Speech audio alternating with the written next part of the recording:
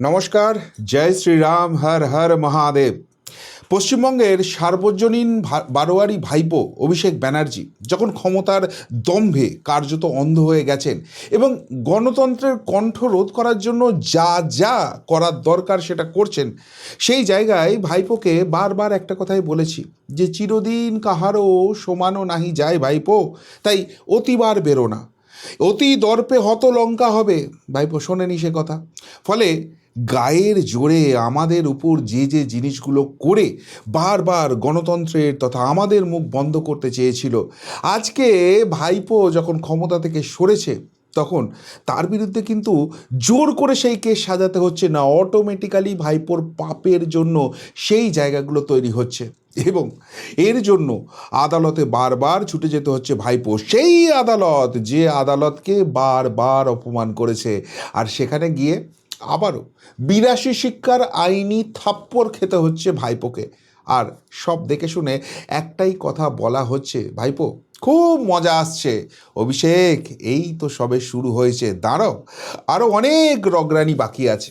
আজকে প্রথমেই যে জায়গাটা হচ্ছে, আপনারা জানেন আগামীকাল 8ই জুলাই সেখানে অভিষেক ব্যানার্জিকে ডাকা হয়েছে। কেননা ওই যে ডিজে মামলা ছিল, যেখানে অভিষেক ব্যানার্জি বলেছিল 4 তারিখ দুপুর 12টার পর রবীন্দ্রসঙ্গীতের সঙ্গে নাকি ডিজে বাজাবে, অর্থাৎ আমি আপনি যারা এই তৃণমূল, এই চোরামূলকে এই রাজ্য থেকে সরাবার জন্য আওয়াজ তুলেছিলাম, তাদের প্রত্যেককে সাইজ করে দেবে ভাইপো অভিষেক ব্যানার্জি।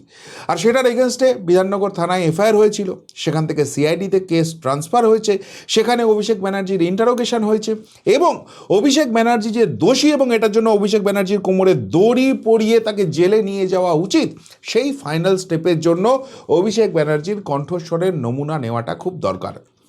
আদালতও বুঝেছে, লোয়ার কোর্টের অর্ডারও দিয়ে দিয়েছে। অভিষেক ব্যানার্জি এটা থেকে বাঁচার চেষ্টা করছে, একবার টাইমলাইন ফেল করেছে। বুঝুন একবার এই অভিষেক ব্যানার্জির কতখানি হিম্মত, কতখানি দুঃসাহস, যে ভারতীয় আইন সংবিধানকে মানবে না, যেখানে পরিষ্কার ম্যাজিস্ট্রেট সাহেবের অর্ডার রয়েছে তিনি নিজে হাজির থাকবেন, ফরেন্সিক টিম হাজির থাকবে। অভিষেক ব্যানার্জি যায়নি, মহামান্য কলকাতা হাইকোর্টে ছুটে গিয়েছিলেন, সেখানে তাকে রক্ষা কবচ আপাতত দেওয়া হয়েছে এবং বলা হয়েছে যে তোমাকে কণ্ঠস্বরের নমুনা দিতে হবে, যেটা আবারও আগামীকাল নেওয়ার কথা। তার আগে মরিয়া ভাইপো আবারও ছুটে গেছে মহামান্য কলকাতা হাইকোর্টে এবং সেখানে মাননীয় বিচারপতি সৌগত ভট্টাচার্যের এজলাসে গিয়ে কড়া নাড়ছে, আমাকে রেহাই দাও, আমার কণ্ঠস্বরের পরীক্ষা করানো যাবে না। কেন ভাই, কেন ভাই এত ভয় কিসের অভিষেক ব্যানার্জি? খুব তো বড় বড় ফুটানি করতে, পকেটে হাত দিয়ে ফুটো মস্তানের মতো ডায়লগ মারতে, ভাই একে আমি 0 দিয়েছি, একে নেগেটিভে নাম্বার দিয়েছি, ধমকাতে চমকাতে, দেখে নেবো, মেরে ফেলবো, অনেক কথা শুনেছিলাম অভিষেক ব্যানার্জি। আজকে কণ্ঠস্বরের নমুনা দিতে এত কাঁপছো কেন চোরের মতো? তার মানে বুঝে গেছো তুমি খেলা শেষ হয়ে আসছে, এই কণ্ঠস্বরের নমুনা হবে, ম্যাচ হবে এবং তারপর তোমার কোমরে দড়ি পরানো কেউ আটকাতে পারবে না। গিয়ে সেই এক ন্যাকামি চলছে যে আমার মক্কেল তো স্বীকার করে নিয়েছে ওই কণ্ঠস্বর আমার, তাহলে আবারও কেন কণ্ঠস্বরের নমুনা নিতে হবে? আরে ভাই তুমি যখন স্বীকার করে দিয়েছো তাহলে তোমার দিতে অসুবিধা কোথায় আছে? এবার রাজ্যের কি যুক্তি ছিল এর পরিপ্রেক্ষিতে? রাজ্য পরিষ্কারভাবে বলেছে যে একে ভরসা করা যায় না, মানে যেটা আদালতের সামনে বলতে পারেনি, সোজা বাংলায় বলেছে অভিষেক ব্যানার্জি একটা ফেরেববাজ। আজকে এই কথা বলছে, যখন এখানে চার্জশিট পেশ করবো তখন আদালতে গিয়ে ঘুরে যাবে, কোনো আইনি ফাঁক ফোকর রাখতে চাইছি না, সেই জন্য এটা করতে হবে। একে একে রক্ষা কবচ দেওয়া হয়েছে যে অ্যারেস্ট করা হবে না, তারপরও তদন্তে সহযোগিতা করছে না। তাহলে এখনই যদি এই অবস্থা করে, যখন এর চার্জ ফ্রেম হয়ে বিচার প্রক্রিয়া শুরু হবে, তখন এই ফেরেববাজটা কী করবে? একে ভরসা করা যায় না। সোজা কথায় মোদ্দা কথায় যে সওয়াল হয়েছে তার বয়ান ছিল এটাই এবং সেটা দেখে শুনে মাননীয় বিচারপতি সৌগত ভট্টাচার্য কি বলেছেন?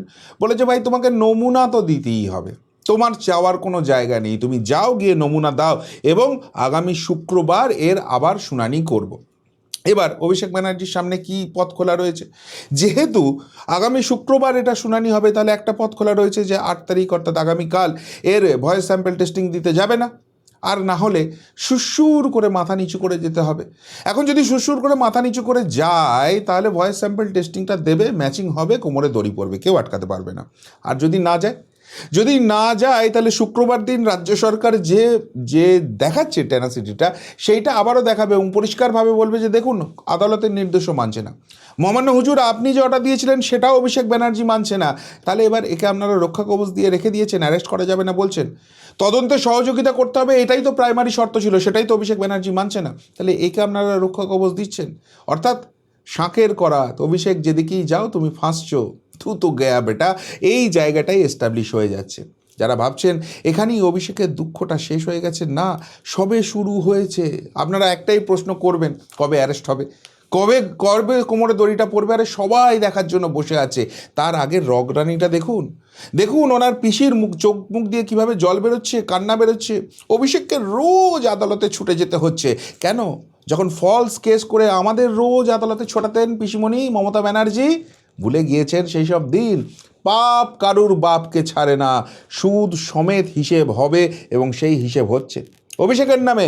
আবারও অভিজিৎ দাস ববি, আমাদের সকলের প্রিয় ববি দা, একদম পুরোপুরি নেমে গেছেন ময়দানে, একটার পর একটা অন্যায় অভিষেকের সামনে নিয়ে আসছে, এফআইআর করছেন। আর এবার এফআইআর তো বিষ্ণুপুর থানায় করেছেনই, তার পাশাপাশি ইডিকেও তিনি রিপোর্টটা করে দিয়েছেন। ফলে আবারও কান মোলা খেতে চলেছেন অভিষেক ব্যানার্জি। কি ব্যাপার আপনারা জানেন, অভিষেক ব্যানার্জি ভোট কেনার জন্য আমার আপনার পয়সাকে তছনছ করে সেবাশ্রয় নামে একটা জিনিস চালাচ্ছিল, কিন্তু সেখানেও ফেরেববাজি চূড়ান্ত করেছে এমন অভিযোগ আসছে। সবথেকে বড় অভিযোগ, এক বেসরকারি সংস্থার মাধ্যমে কালো টাকা সাদা করেছে।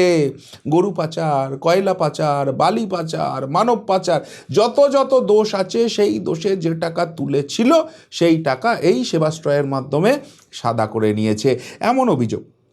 শুধুমাত্র তাই নয়, এখানে অভিজিৎ দাস ববি যেটা আরও মারাত্মক অভিযোগ করেছেন, যে কারণে ইডিকে ইনভলভ হতে বলেছেন, সেখানে হচ্ছে যে দুটো মারাত্মক অভিযোগ রয়েছে এর পাশাপাশি। একটা হচ্ছে যে এই সেবাশ্রয়কে দেখিয়ে প্রচুর টাকা তোলা হয়েছে ডায়মন্ড হারবার থেকে, বিভিন্ন প্রান্ত থেকে, জোর জবরদস্তি করে কার্যত অভিষেকের লুঠেরা বাহিনী, লেটেল বাহিনীরা ময়দানে নেমে পড়েছিল। আর ডায়মন্ড হারবারে যারা থাকে তাদের একটার জায়গায় দুটো মাথা কি আর ঘাড়ে আছে?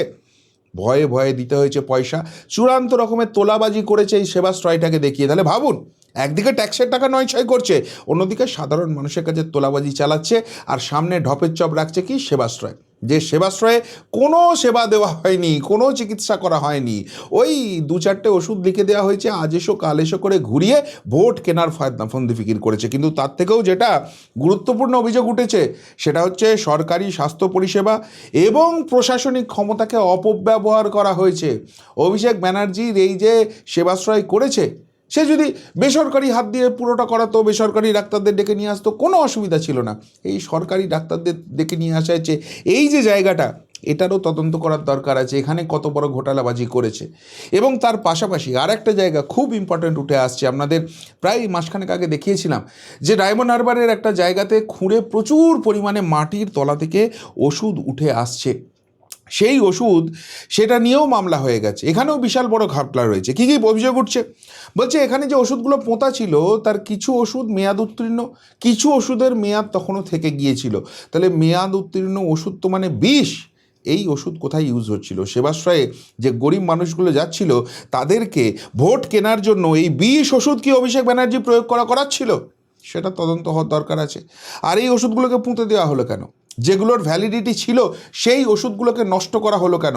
কোথা থেকে এলো? এগুলো কি সরকারি ওষুধ যেগুলোকে নয়ছয় করে দিল অভিষেক ব্যানার্জি? এর পাশাপাশি আরেকটা যেটা হচ্ছে সেটা হচ্ছে ওই ওষুধগুলোর ফাইলগুলো ভালো করে চেক করে দেখা যাচ্ছে যেটা বাজার দর, সেই বাজার দরের থেকেও কম পয়সায় একটা বিপুল ফারাক রয়েছে এই ওষুধগুলো পাওয়া যাচ্ছে। তাহলে এই ওষুধগুলো কি, এই ওষুধগুলো কি ওষুধের কালোবাজারি করা হচ্ছিল? সেই জন্য ভুলভাল দাম দেওয়া হচ্ছিল? যেগুলো কোম্পানি স্ট্যান্ডার্ড রয়েছে, ইন্ডাস্ট্রি স্ট্যান্ডার্ড রয়েছে, সেগুলো মেনটেন করার দরকার হচ্ছে না, কালোবাজারি, অভিষেকের কোনো গুম ঘর থেকে এগুলো তৈরি হচ্ছিল, সেই জন্য এরকম কম পয়সায় দিতে পারছিল? নাকি এই ওষুধগুলো কোথাও থেকে কিনে নিয়ে আসা হচ্ছিল এবং সেইটাকে সামনে দেখিয়ে এই মেয়াদ উত্তীর্ণ ওষুধকে সামনে নিয়ে এসে অভিষেকের যে কালো টাকা আছে বিপুল পরিমাণ সেটাকে সাদা করা হচ্ছিল? নাকি দুটোই করা হচ্ছিল? সেই প্রশ্নটা উঠে গেছে। অর্থাৎ এই নিয়ে কিন্তু বিস্তারিত একটা তদন্ত হবে এবং সেখানে ইডি ইনভলভ হচ্ছে। এর পাশাপাশি যেটা আরও মজার ব্যাপার হয়েছে সেটা হচ্ছে অভিষেকের ডান হাত দেবরাজ চক্রবর্তী, বিধাননগর, যাকে রেখে মানে বিধাননগরের তোলাবাজ অভিষেক বলা যেতে পারে যাকে, সেই দেবরাজ চক্রবর্তী ধরা পড়েছে। এদিক ওদিক সারা ভারত ভ্রমণ করে ভারত থেকে পালাবার চেষ্টা ধান্দা করে আলটিমেটলি পারেনি, ঘেঁটি ধরে নিয়ে এসছে শুভেন্দু অধিকারীর পুলিশ। এটাই তো দেখতে চেয়েছিল বাংলা। এইসব চোর ফেরেববাজকে এক টাকাও ছাড়লে হবে না। কিন্তু এই দেবরাজকে যখন জেরা করা হচ্ছে, সে গলগল গলগল করে সব বলে দিচ্ছে। প্রথমে তো খুব এদিক ওদিক টেম্পার দেখানোর চেষ্টা করছিল, আলটিমেটলি আর পাচ্ছে না, সব উগরে দিচ্ছে, সব বমি করে দিচ্ছে। আর তাতে তো অভিষেকের অনেকটা বিপদ বাড়ছে। কি করে বাড়ছে? এই দেবরাজ একটা দারুণ পদ্ধতিতে এই দুর্নীতিগুলো করতো। কীভাবে করতো? যেটা এখন অব্দি তদন্ত উঠে এসছে। আবারও বলছি, তদন্ত চলছে, সব খবর সামনে আসা সম্ভব নয়। যেটুকুনি মিডিয়ার মাধ্যমে সামনে আসছি সেটা মারাত্মক। দেবরাজের একটা গ্যাং ছিল। সেই গ্যাং কী করতো, যে এখানকার রিয়েল এস্টেটরা ছিল তারা কোথায় কোথায় বেআইনি নির্মাণ করছে তার একটা তালিকা তৈরি করত, এবং তারপর বিধাননগর পুর নিগমের যে লেটার হেড আছে সেটাকে ইউজ করে সেখানে চিঠি পাঠানো হতো, তাদেরকে চাপ দেওয়া হতো, এবং তারপর তারা যখন বুঝতে পারতো যে ফেঁসে গেছে, তখন এই দেবরাজের সঙ্গে বিপুল পরিমাণ টাকার তাদেরকে লেনদেন চলতো, দিতে হতো একে তোলাবাজি, এবং তারপর আবার তারা কাজ শুরু করতে পারত। এবার দেবরাজ কোথায় ফেঁসে গেছে? দেবরাজ ফেঁসে গেছে যখন তদন্তকারীরা জিজ্ঞেস করছে যে এই প্রজেক্টগুলোকে আটকেছিল কেন, বলেছে যে এখানে 2 নম্বরই কাজ হচ্ছিল, দুর্নীতি ছিল, এখানে প্রপার সব কিছু মেনটেন করা হয়নি, সেই জন্য এগুলোকে আটকানো হয়েছিল। আবার তাহলে ছাড়পত্র পেল কী করে? এবার ছাড়পত্র দিতে গেলে তাকে তো মডিফিকেশন করতে হবে, যে হ্যাঁ আমি ভুল করছিলাম, আমার অন্যায় হয়েছে। সেই মডিফিকেশনের কিছু দেখাতে পারছে না। তার মানে যে দুর্নীতিটা করছিল ও নিজের মুখে স্বীকার করছে, সেইখানে সেই অবৈধ নির্মাণগুলোকেই কন্টিনিউ করতে দেওয়া হয়েছে। তাহলে কিসের বিনিময়ে হয়েছে? আর এখানে বিপুল পরিমাণ টাকার উদ্ধারের একটা জায়গা রয়েছে। এক ইঞ্জিনিয়ার ইনভলভ ছিল, তার অ্যাকাউন্ট পেয়ে গেছে, সেইখানে এখন সার্চ অপারেশন চলছে। এইবার সবথেকে মজার ব্যাপার, এই যে দেবরাজ এই টাকাটা করতো কার ইনস্ট্রাকশনে করতো? এবার তদন্তকারীরা ওই জায়গাটা ভাঙার চেষ্টা করছে, যে তুমি ভাই তো 25 রাখতে, 75টা ঠিক কোনখানে পাঠাতে? এবং সেইটা যখন আলটিমেটলি সামনে আসবে, বস, সেই বসের কি আর জায়গাটা ভালো থাকবে? উল্টো দিকে আরেক ডান হাত শওকত মোল্লা, যাকে দিয়ে দক্ষিণ 24 পরগনা, দেবরাজ তো উত্তর 24 পরগনার শাহেনশা ছিল, দক্ষিণ 24 পরগনা জাহাঙ্গীর আর শওকত, সেই শওকত মোল্লা এনআইয়ের হাতে অ্যারেস্ট হয়েছিল। কিন্তু এনআইয়ের পাশাপাশি পুলিশও অ্যাক্টিভ হয়েছে, কেননা এই শওকত হিন্দু মহিলাদের উপর অত্যাচার করার জন্য তাদের বাড়ির বাচ্চা বাচ্চা ছেলে মেয়েগুলোকে কিডন্যাপ করাতো, এবং কিডন্যাপ করিয়ে তাদেরকে ধরে রাখতো, আর সেই বাড়ির মহিলাদের, আমাদের মায়েদের, দিদিদের ডেকে পাঠাতো যে ছেলেকে মেয়েকে যদি ছাড়িয়ে নিয়ে যেতে হয় তাহলে বিছানা সঙ্গী হও। কতখানি শয়তান, অসভ্য, বুঝতে পারছেন? তো এর পরিপ্রেক্ষিতে পুলিশ যখন ধরেছে, এই শওকতের কোমরে দড়ি পরিয়ে ওই এলাকায় ঘোরাচ্ছে। কিন্তু আদালত বলেছে যে মানবিকতার খাতিরে এটা করা যাবে না। শওকত সেটা নিয়ে মামলা করেছিল। তো যখনই আদালত বলছে মানবিকতার খাতিরে করা যাবে না, এই আবার আরেক কাটি সরেশ বলছে যে তাহলে এই মামলাগুলো কি আমার তুলে নাও, আমার বিরুদ্ধে কোনো ক্রিমিনাল কেস করা যাবে না। আদালত বলছে ভাগো, হবে না, তোমার বিরুদ্ধে যা তদন্ত চলছে সেই তদন্তই চলবে। অর্থাৎ আদালতে গিয়েও কোনো সুরাহা মিলছে না, এবং সেটা যে মিলছে না, এটা সবথেকে বড় উদাহরণ আজকে পাওয়া গেল মহুয়ার কেসে। আপনারা জানেন কিছুদিন আগেই এই মহুয়া মৈত্রকে ডিম ছোড়া হয়েছে, বেগুন ছোড়া হয়েছে। তো মহুয়া যখন বিদেশে ছিল, সেই বিদেশ থেকে খুব তরপাচ্ছিল যে তাকে যদি কেউ ডিম ছোড়ার চেষ্টা করে জেল খাটাবে, অনেক কিছু ডায়লগ ছিল। এমনকি এতখানি অসভ্য বলেছিল হিন্দু মহিলারা বোরখা পরে থাকুক। তো হিন্দুদের তো বারবার আক্রমণ করা, হিন্দু দেবদেবীদের অপমান করা, ধর্মীয় ভাবাবেগে আঘাত করা, এটা তো মহুয়ার একটা স্ট্যাটাস হয়ে গিয়েছিল। ভেবেছিল চিরদিনই তাহারও সমানো যাবে, কিন্তু সেটা যে নয়, এবার মহুয়া হারে হারে টের পাচ্ছে। এই মহুয়ার বিরুদ্ধে একের পর এক মামলা হচ্ছে, ফলে মহুয়ার কোমরেও দড়ি পড়তে পারে। মহুয়া বুঝতে পেরেছে, চলে গেছে কলকাতা আদালতে, গিয়ে বলছে যে আমার এটা আপৎকালীন ভিত্তিতে, জরুরি ভিত্তিতে শুনানি করতে হবে। আদালত বলছে রোজ এরকম গ্যালন গ্যালন কেস হচ্ছে, গ্যালন গ্যালন মামলা হচ্ছে। আদালতের অবজারভেশনটা শুনুন, ভাগো ভাই, এসব কিছু করা হবে না, যা হবে তুমি করে নাও। আবার বলছে লোকে আমাকে বেগুন ছুঁড়ছে, লোকে আমাকে ডিম ছুঁড়ছে, এটা থেকেও আমাকে প্রোটেকশন দিতে হবে। বলছে পারবো না, অত সময় নেই আদালতের। হ্যাঁ, এরা নিজেদের কি মনে করে? আরে ভাই, তোমরা তো সব বড় বড় জনপ্রিয় নাকি নেতা নেত্রী, তো লোকে ডিম ছুটছে কেন, বেগুন ছুটছে কেন? বড় বড় বাতেলাবাজি কোথায় গেল? আজকে আদালতে গিয়ে কাকুতি বিনতি করতে হচ্ছে কেন? তো এদের যা অবস্থা হয়েছে, আদালতে গিয়েও কিন্তু কোথাও কোনো সুরক্ষা পাওয়ার কোনো জায়গা নেই, কেননা আদালতও বুঝে গেছে এরা কত বড় সব ফেরেববাজি করে এসছে এতদিন ধরে। সুতরাং এদেরকে প্রোটেকশন দিলে সেই জায়গাটা কি হবে? উল্টো দিকে আজকে কিন্তু তো আবার ইডি ঢুকে পড়েছে। ওই ইডির কেস বলছিলাম না, সেটা নয়, তৃণমূলের যে ব্যাঙ্ক অ্যাকাউন্ট রয়েছে সেইখানে ইডি 5 জায়গায় সার্চ অপারেশন চালাচ্ছে। এবং সবথেকে গুরুত্বপূর্ণ যে জায়গাটা দেখা হচ্ছে সেটা হচ্ছে এই অভিষেক ফেরব্বাজ ভাইপো অভিষেক ব্যানার্জি, সে যে চার্টার ফ্লাইটে করে এদিক ওদিক সেদিক সব ঘুরে টুরে বেড়াতো, সেই সব যে চার্টার ফ্লাইটে করে যেত সেই কোম্পানির মালিকের বাড়িতে এখন তদন্ত চলছে, রেড চলছে। কেন চলছে? অভিষেক কোথায় কোথায় গেছে, ওই যে পার্টি ফান্ডের টাকাটা ইউজ করে এত প্লেনে উড়েছে, সেটার কি ব্যাপার রয়েছে? এদের পার্টি ফান্ডে প্রত্যেক বছর শয়ে শয়ে কোটি টাকা জমা পড়েছে, কোথা থেকে এসেছে? এই যে চারিদিকে এত গরু চুরি, তারপর চাকরি দুর্নীতি, কয়লা পাচার, এই সব যে হয়েছে, সেই সবের টাকা কি এখানে এসছে? সেই সমস্ত কিছু ইডি এখানে খতিয়ে খতিয়ে দেখছে। এবং এই বিপুল পরিমাণ টাকা কোথা থেকে এসছে, কিভাবে এসছে, সেই জায়গাটা খোঁজা হচ্ছে। এর মাঝখানেই এটা যখন হচ্ছে, পিসি ভাইপোর টনক গেছে নড়ে, অবস্থায় আছে একদম সঙ্গীন হয়ে গেছে। আদালতের কাছে ছুটে গিয়ে বলছে আমাদের অ্যাকাউন্ট ফ্রিজ করা আছে, এইসব হচ্ছে, ছেড়ে দিন। আদালত বলছে রোসো বাবা রোসো, এখানে তো তদন্ত সবে শুরু হয়েছে, এত তাড়াহুড়োর কিছু নাই। এবার এটা শুনে আপনাদের মনে হবে যে তাহলে বোধহয় এই পিসি ভাইপোর উপর রাগ দেখাচ্ছে বিজেপির এখানে কিচ্ছু লেনা দেনা নেই, শুভেন্দু অধিকারীর এখানে কিচ্ছু লেনা দেনা নেই। এখানে এই সমস্ত কিছু নিয়ে রিপোর্ট করেছিল ঋতব্রত তৃণমূল। মমতা ব্যানার্জি যে ঋতব্রতকে জেল খাটানোর বদলে নিজের পার্টিতে নিয়ে এসে মাতব্বরি করার চেষ্টা করেছিল, সেই ঋতব্রতরা এইসবের বিরুদ্ধে অভিযোগ করেছে। এখানে যে বেআইনি লেনদেন হচ্ছে সেই কথা তারা তুলে ধরেছে, এখানে যে দুর্নীতির টাকা ঢুকেছে সেই কথা তারা অভিযোগ করেছে। এবং সেইটা করতে গিয়ে ইডি প্রাইমারি একটা তদন্ত শুরু করেছে, তদন্ত করে দেখেছে যে হ্যাঁ, এই ঋতব্রতরা যেটা বলছে সেই কথার একটা ভিত্তি রয়েছে। ফলে ফলে এই অ্যাকাউন্ট নিয়েও ফেঁসেছে। আর তাই পিসি এবং ভাইপো তারা কিন্তু ক্রমশ জালে জড়িয়ে যাচ্ছে, এবং সেখান থেকে বেরিয়ে আসার কোনো জায়গা নেই। হ্যাঁ, অনেকেই অধৈর্য হবেন যে দূর বাবা, সেই তো এই তদন্ত, ডাকাডাকি, জেরা, মামলা, এই সবই শুনছি, যে অ্যারেস্টটা কবে হবে। দেখুন, আবারও বলছি, সবাই এটাই দেখতে চায়, কিন্তু ভারতীয় যে বিচার ব্যবস্থা রয়েছে সেটা তো একটু লেংদি প্রসেস, একটু ধৈর্য ধরতে হবে। আর ধৈর্য ধরলে, মানে সবুর করলে তার যে ফলটা পাওয়া যায়, তখনই তো মেওয়াটা ফলবে। সুতরাং খুব বেশি দূরে নয়, এরা এই সব এদিক এদিক, ওই বেঞ্চ এই বেঞ্চ, এই কোর্ট সেই কোর্ট, লাফালাফি একটু করুক না। মমতা তো বলেই দিয়েছে রোজ ছুটতে হচ্ছে অভিষেককে, কিন্তু ছোটার পরও কোথাও কি রেহাই মিলবে?